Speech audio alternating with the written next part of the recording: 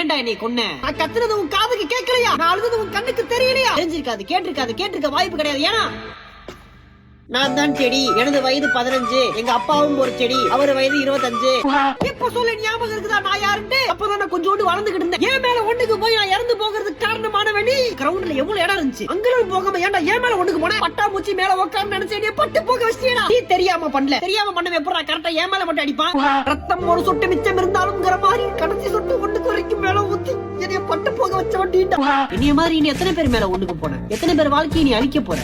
அடிக்கிற வேலுக்கு மேல சுடு தண்ணி ஊத்துனா எப்படி இருக்கும்? அந்த மாதிரி தான் அடிக்கிற வேலைக்கு நீ மேல ஒண்ணுக்கு போகும்போது எனக்கு இருந்துச்சு, எரியுதுடா அப்படியே. 5 நிமிஷம் ஒண்ணுக்கு கூட அடிக்கிறப்ப வீட்டுல இருக்கிறதுல நீ என்ன ஆம்பளை? போதும், இதுக்கு மேல வீடியோ வேணாம். இந்த வீடியோவில் வரும் அனைத்தும் கற்பனை கிடையாது நேசம். நம் ஒவ்வொருவரும் நம் வாழ்க்கையில் ஏதாவது ஒரு தாவரத்தின் மீது ஒண்ணுக்கு அடித்திருப்போம். ஆனால் தயவு செஞ்சு இனி அப்படி செய்ய வேண்டாம். தாவரங்களை பாதுகாக்க வேண்டும். கையை முன்னாடி வைங்கடா. நான் கூறும் உறுதிமொழியை கூறுங்கள். தாவரங்களை வளர்ப்போம், அதில் ஒண்ணுக்கு பேய மாட்டோம். உங்கள் நண்பர்கள் 2 பேரை இந்த வீடியோவில் டாக் செய்து அவர்களையும் ஓத்தெடுக்க சொல்லுங்கள். உறுதிமொழி எடுக்க சொல்லுங்கள். விடை பெறுகிறேன். RJ மிர்ச்சி நிதிஷ். நன்றி, வணக்கம்.